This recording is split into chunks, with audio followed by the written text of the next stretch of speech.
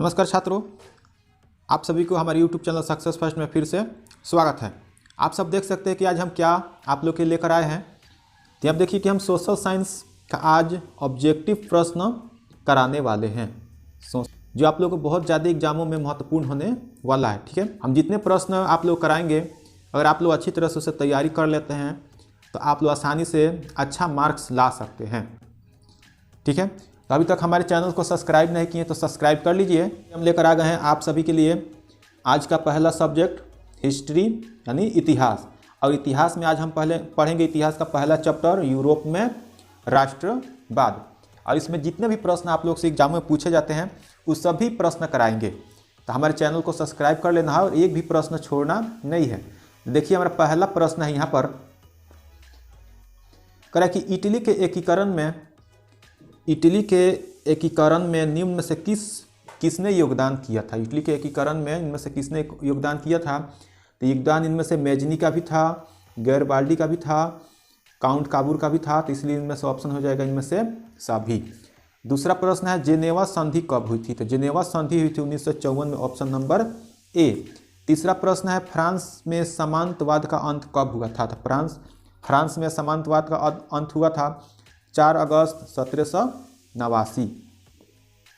4 number प्रश्न है कि नेपोलियन संहिता किस वर्ष लागू की गई थी। नेपोलियन संहिता 1804 में लागू की गई, ऑप्शन नंबर 1804 में लागू की गई, ऑप्शन नंबर ए।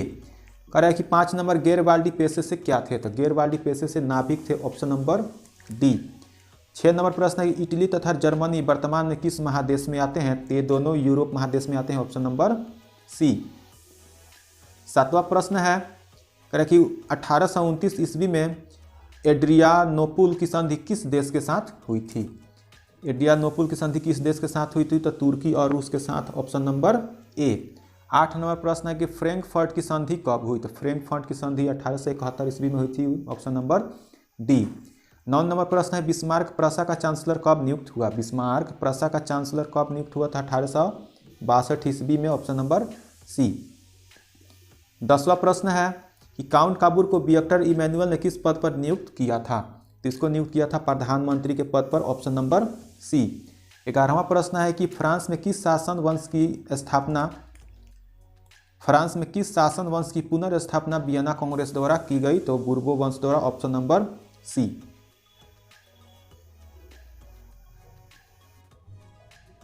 अगला प्रश्न है कि 12 नंबर यूरोपवासियों के लिए किस देश का साहित्य एवं ज्ञान विज्ञान प्रेरणा स्रोत रहा है। तो ये जो रहा है यूनान, ऑप्शन नंबर इसका हो जाएगा बी। 13 नंबर है कि मेजनी का संबंध किस संगठन से था। तो मेजनी का संबंध कार्बोनरी संगठन से था, ऑप्शन नंबर बी। 14 नंबर प्रश्न है कि जर्मन राइन राज्य का निर्माण किसने किया था। तो जर्मन राइन के राज्य का निर्माण नेपोलियन बोनापार्ट ने किया था। और देख सकते हैं कि सबसे ज़्यादा कितना बार एग्जामों में पूछा गया है, 22 में, 14 में, 16 में। ठीक है, तो हम जितने भी प्रश्न बताएंगे आप लोगों के सामने यहाँ पर लिखा हुआ कि कब एग्जामों में पूछा गया है।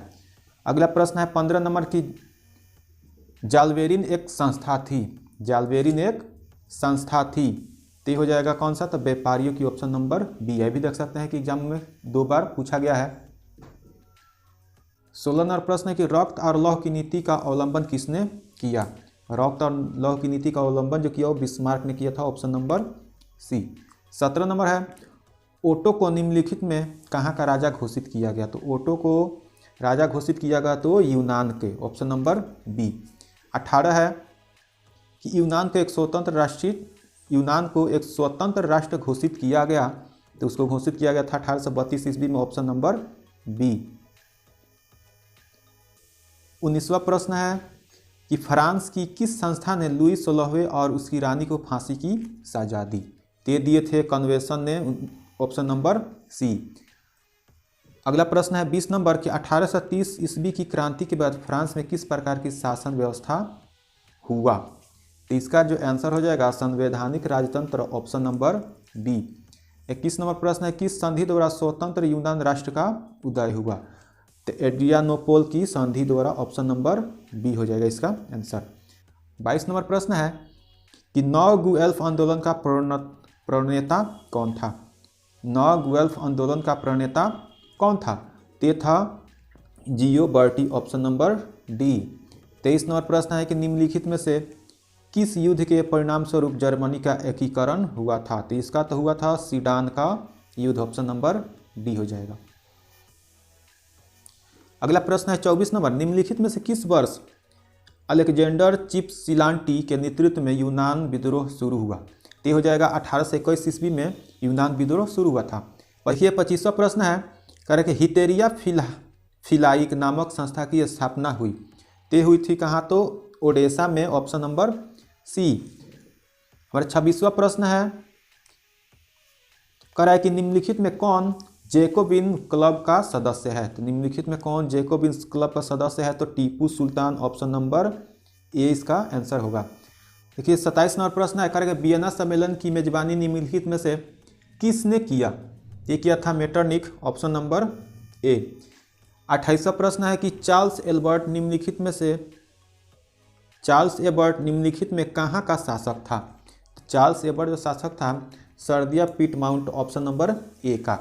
29 नंबर प्रश्न है, फ्रांस में नेपोलियन संहिता किस वर्ष लागू की गई? फ्रांस में नेपोलियन संहिता किस वर्ष लागू की गई? तो 1804, ऑप्शन नंबर सी। अगला प्रश्न है 30 नंबर, हंगरी की अधिकांश जनता कौन भाषा बोलती है? तो हंगरी के जो अधिकांश जनता है वो मैग्यार भाषा बोलती है।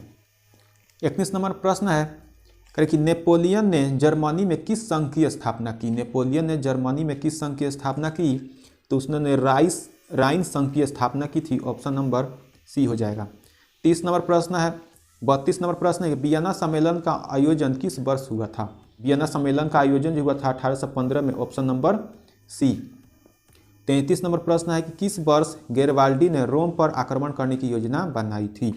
ते बनाया था 1862 में, ऑप्शन नंबर ए।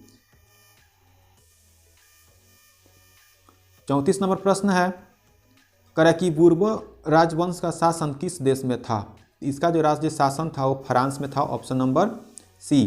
35 नंबर प्रश्न है कि मार्सिले किस देश की राष्ट्रभक्ति का गीत है? मार्सिले किस देश की राष्ट्रभक्ति का गीत है? तो यह है फ्रांस का, ऑप्शन नंबर डी। 36 नंबर प्रश्न है कि सन 1870 में फ्रांस और प्रसा के बीच युद्ध कहाँ हुआ था? तो युद्ध हुआ था सीडान में, ऑप्शन नंबर ए।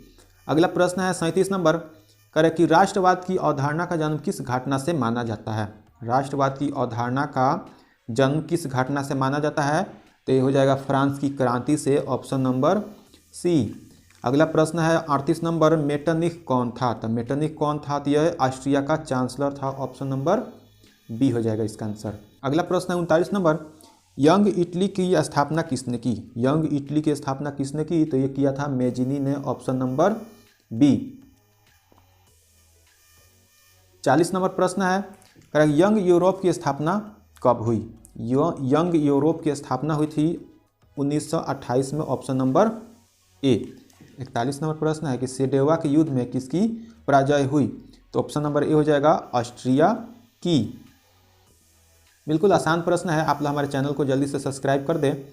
अगला प्रश्न है 42 नंबर, कह रहा है कि लाल कुर्ती का गठन किसने किया था? लाल कुर्ती का गठन किसने किया था?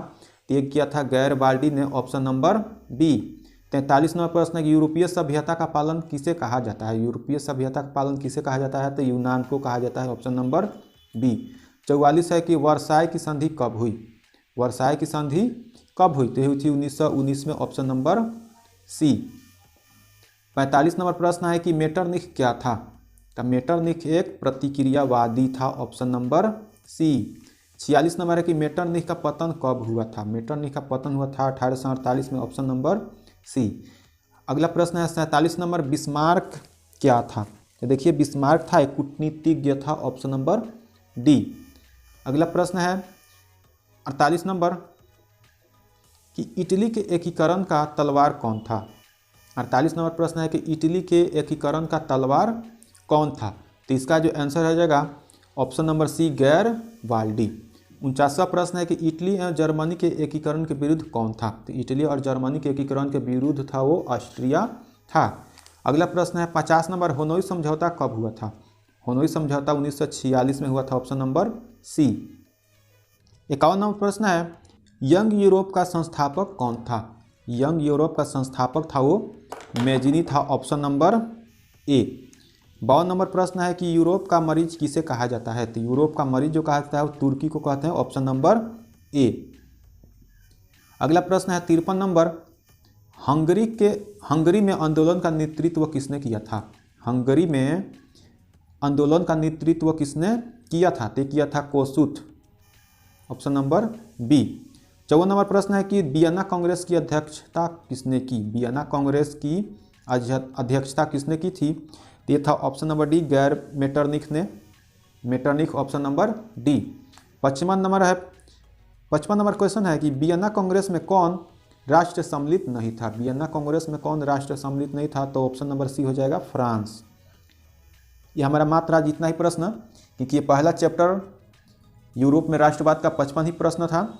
अगले चैप्टर को हम और आगे वीडियो में बताएंगे, और जितने भी क्वेश्चन आएंगे लगभग सभी एग्जामों में पूछे ही जाने वाले प्रश्न होते हैं। जैसे आप लोग देख सकते हैं कि 2021, 2021, ये 19 में आया था, ये 19 में आया है, और ये फिर 2017 में आया है। इस प्रकार के क्वेश्चन हमेशा एग्जामों में पूछे ही जाते हैं और आते रहते हैं। तो हमारे चैनल को जल्दी से सब्सक्राइब कर लें। अगले वीडियो में फिर आप लोग को एक नेक्स्ट 50 और प्रश्नों मिलेंगे जो आप लोग के लिए महत्वपूर्ण होने वाला है।